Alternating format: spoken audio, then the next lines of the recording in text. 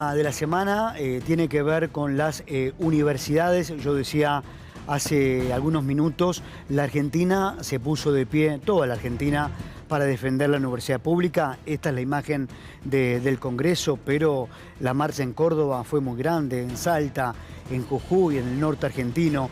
Vamos a saludar a nuestros invitados, Laura Carboni, que es docente, gracias Laura, y también Adrián Iulita, que es egresado de la UBA y también profesor, gracias por venir. Laura, una conclusión de lo que fue esta movilización tan pero tan grande. Mira, la primera conclusión es que hay mucha preocupación y mucho apoyo por parte de la sociedad de lo que representa la crisis que está atravesando el sistema universitario y el sistema de investigación. La movilización concitó la atención no solamente en el epicentro que fue Buenos Aires, sino en todo el país, como estabas mencionando vos recién, en Comodoro Rivadavia. Nos asombraba con un compañero en un lugar, Curuzú-Cuatiá, que es un pueblo donde no hay universidad. Sin embargo, el pueblo salió a la calle con el resto es decir, la totalidad de los habitantes a defender la universidad pública, que en última instancia es la defensa de un proyecto a futuro y la posibilidad de formarse de los hijos de los trabajadores particularmente, que son quienes tienen, los que queremos que accedan, que son los que habitualmente les cuesta más. Y por supuesto, bueno, lo que mostró la movilización nuevamente de este último miércoles es que la sociedad está dispuesta a apoyar fuertemente el reclamo que estamos haciendo de presupuesto y de salario para quienes formamos a quienes están dentro de la universidad. Adrián, ante un modelo neoliberal, ¿cuáles son las disputas de sentido que está librando la sociedad? Sí, a ver, estamos en una batalla permanente con un cambio de eje todo el tiempo. El gobierno, cada vez que tenemos una situación que no se puede sostener, salimos a la calle en abril, de repente con una manifestación masiva, contundente, como fue la del miércoles, se corre el eje y empiezan con no, porque hay que auditar, hay que esto. La caterva de mentiras permanente, intentando deslegitimar a la Universidad Pública Nacional, que es un bien preciado de los argentinos, es el símbolo de la movilidad social ascendente. Nosotros estudiamos esto, damos clases sobre esto, porque realmente desde la ley de gratuidad del 49, el trabajador pudo entrar, los hijos de los trabajadores pudieron entrar en la universidad. Entonces, ahí tenemos una disputa por cuál va a ser el futuro del país y cuál es el modelo del país. Sí, es un impresionante motor de ascenso social, la educación pública. Cubriendo la marcha me encontré, Laura, con muchos testimonios, ¿no? Sí. Una chica muy joven me decía: mi abuelo obrero, mi abuela ama de casa, mis viejos no fueron universitarios, soy la primera universitaria de la familia y hoy estoy orgullosa en esta movilización. Y nosotros también estamos muy orgullosos de que esas familias o que esas personas estén ingresando a la universidad, sean primera generación de universitarios y que, porque depositamos todo el futuro de un país en ellos. Digamos que la verdad es que fue muy emocionante, fue muy movilizadora y masiva, y además desmitifica un montón de cosas, porque en la previa a la marcha hubo manifestaciones del gobierno del tipo volvieron con el asunto del adoctrinamiento, cosa que no es real porque la misma masividad de la marcha lo desmiente. Digo, si alguien siente que hay una sospecha sobre esto, directamente no va. Se sospecha que tenía fines políticos. Bueno, digamos que el reclamo es hacia el poder político. Nosotros necesitamos un salario para poder comer, pero también necesitamos presupuesto para poder funcionar. O venir con este famoso proyecto que ahora están mencionando, que es cobrarle a los extranjeros, cuando, por ejemplo, en la universidad los extranjeros para poder estudiar necesitan tener o bien su trámite de residencia en trámite o bien ya ser residentes. Es decir, hay manotazos de ahogado permanentemente porque intentan generar un clima desde las redes sociales, desde los medios de comunicación, porque así, como decía el compañero, distraen de lo que verdaderamente es el problema, que están desfinanciando la universidad, y eso genera varias cosas, entre ellas que muchos compañeros estén abandonando sus cargos. Yo lo digo cada vez que voy a algún lugar, compañeros que dejan sus cargos para ir a trabajar a otras jurisdicciones o en otras actividades que les permita mejor rentabilidad para sostener los costos de vida. Se traduce también, bueno, esto pasa también en las escuelas secundarias. Yo trabajo en el Carlos Pellegrini. Vos hablaste de deserción, la última vez que estuviste. En el CBC se nota la deserción en este segundo cuatrimestre fuertemente, no así en el secundario porque tiene otra lógica, otra dinámica, pero sí hay una deserción de la docencia muchas veces que elige, en vez de dar clases en una escuela preuniversitaria, en cualquier otra jurisdicción porque está mejor remunerada. Adrián, quieren poner en duda uno de los pilares del sistema educativo argentino, pensar al Estado como el gran educador. Con esta batalla cultural, este relato que está dando el gobierno, bueno, ponen en duda eso, que es tan importante, ¿no? Sí, a ver, está la política de desgaste, de destrucción, es tan profunda, que sí, quieren dejar que la educación pública sea un remanente y pasar a un modelo de educación privada como otros países de la región. Pensando en lo que fue el modelo chileno, mirando el modelo americano, en el cual los estudiantes pagan. Entonces, comienza por esto, como decía la compañera, bueno, vamos a cobrarle a los estudiantes extranjeros, vamos a cobrarle a los que pueden pagar. Porque se empieza a instalar y se empieza a correr, se empieza a abrir una ventana muy peligrosa y de repente bueno, hay gente que la puede pagar la universidad. Entonces se empieza a decir, hay gente que la puede pagar. ¿Por qué tiene que ser una universidad pública y gratuita? Bueno, porque efectivamente ese es el modelo que nos llevó a unos índices de desarrollo humano, de inclusión, de movilidad social ascendente sumamente importantes durante los últimos 60, 70 años. Entonces, cuando nosotros vemos que empiezan por ahí, sí, ¿es valiosa la universidad? Claro, entonces te dicen, nosotros reconocemos los méritos que tiene la UBA, que está dentro de los 10 primeros lugares, reconocemos los científicos.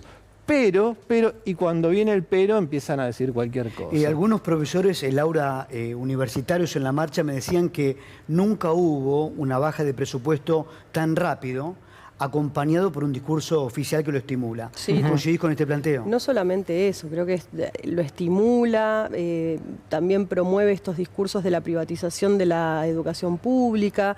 Con este supuesto proyecto de cobrarle a los extranjeros, promueve la xenofobia adentro de las instituciones y dentro del país también. Echarle la culpa a aquellos que vienen de otros países a formarse porque de acá se lo llevan gratuitamente. Esa gente que está viviendo en nuestro país también está pagando alquileres, comida, es decir, está contribuyendo en la economía cotidiana. Es decir, este gobierno tiene ese discurso precisamente porque su intención es desgastar y privatizar finalmente. Y por el otro lado, bueno, cualquier discurso que pueda ser xenófobo, discriminatorio, de fragmentación al interior de la comunidad educativa, lo ayuda para que pueda avanzar con su plan. Nosotros no estamos en desacuerdo con las auditorías. Las auditorías corresponden, hay que hacerlas. De hecho, está bueno que lo digas, ¿eh? Por eso, sí, podrían descubrirse cosas como, por ejemplo, que el subsecretario de Políticas Universitarias no es titular, como había dicho en su momento. Entonces, fíjate qué rápido la información puede circular y se puede saber qué es lo que pasa dentro de las universidades, con lo que, digo, las auditorías que las hagan. Nosotros como trabajadores lo que defendemos es un presupuesto que permita funcionar y salarios acordes a la tarea que nosotros realizamos, que no es simplemente ir 2 días a la semana a la facultad a dar clases. Es decir, damos clases, pero hacemos un montón de cosas más. Preparar materiales, escribir, publicar, corregir, preparar las clases, trabajar con plataformas nuevas, porque todos los años hay plataformas digitales. Que tienen que actualizarse. Actualizar, es decir, y es todo un trabajo que está por fuera del aula y que no es pago tampoco. Entonces, el combo para nosotros se está haciendo muy difícil. Incluso vos acabás de tirar un dato, para quienes somos docentes de la Universidad de Buenos Aires, que además, tengo que decirlo, en la Universidad de Buenos Aires, además de estar mal pagos, como en todas las universidades, tenemos docentes ad honorem de las pocas universidades en el país que tiene gente que trabaja, da clases y no cobra. Ha sido rankeada en el número 10 de Latinoamérica. Aún con toda la precarización y con todo lo que a nosotros nos falta, la universidad está rankeada porque es el producto del esfuerzo de sus trabajadores, claramente. Adrián, estamos ante una experiencia inédita de un gobierno de extrema derecha, derecha 2.0 como se la conoce en el mundo, Un gobierno que lo que está haciendo también, o por lo menos no solo el atropello o destruir el andamiaje del Estado, romper, mejor dicho, el andamiaje del Estado, lo que se ve es que tiene rasgos antidemocráticos. Yo lo decía recién, y ahí escucho tu reflexión. Desde el día 1, el día de diciembre, cuando asumió Milei, brindó un discurso de espaldas a los representantes del pueblo. ¿Cuál es tu mirada en este sentido? Sí, yo creo que estás dando en el clavo. Desde el día 1, nosotros desde las aulas empezamos a advertir cuáles eran las características que estaba presentando el presidente, ¿no? Esa imagen de la motosierra, esa violencia, porque el recorte va a ser sobre ustedes, nos va a ser en primer lugar era la casta. Bueno, descubrimos que la casta está pasando el mejor momento de la historia desde la última dictadura. Totalmente. O sea, y ese rasgo antidemocrático, esa forma, ¿por qué menciono la dictadura? Porque estamos en estas instancias que vienen por golpes estructurales a la estructura social, a la estructura del Estado.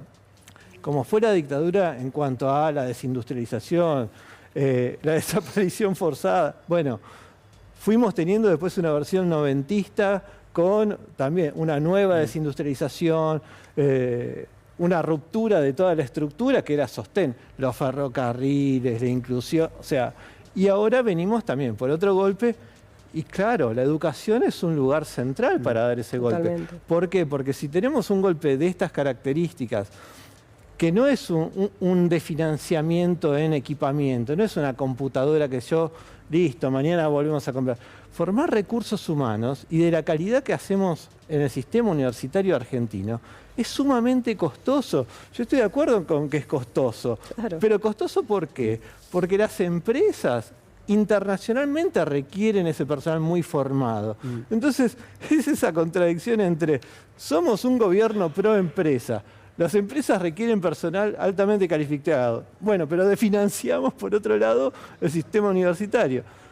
Echaron gente de lugares inéditos. O sea, lo vimos en el servicio meteorológico, en hidrografía naval, recortando por todos lados. Y después, claro, el Estado está ahí ¿haciendo qué? Garantizando que funcione el puerto, por ejemplo. Entonces, ahora, pero como esto no lo hace el privado, no. Frente a esta crisis, ¿no? Uno se pregunta qué hacer para que la crisis alumbre algo mejor para las mayorías. Uno también, el presente, es tan terrible que empieza uno a mirar al mediano o al largo plazo, ¿no?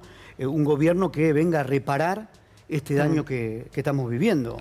Laura. Sí, yo igualmente soy de la idea de que no hay que esperar otro gobierno, sino que hay que empezar a movilizar Está bueno, todo ahora. Amplía ese punto. Es decir, que de acá hasta que haya elecciones nuevamente falta un montón. Falta. En ese montón... Sobre todo medio término el año que viene, a presidente. Claro, pensá que llevamos 10 meses de este gobierno y vos recién entrevistabas a los compañeros del Laura Bonaparte, que es un hospital de atención a la salud mental que acaban de cerrar, cuyos trabajadores junto a los pacientes acaban de tomar la decisión de sostener una vigilia, un acampe hasta el lunes que van a hacer una asamblea.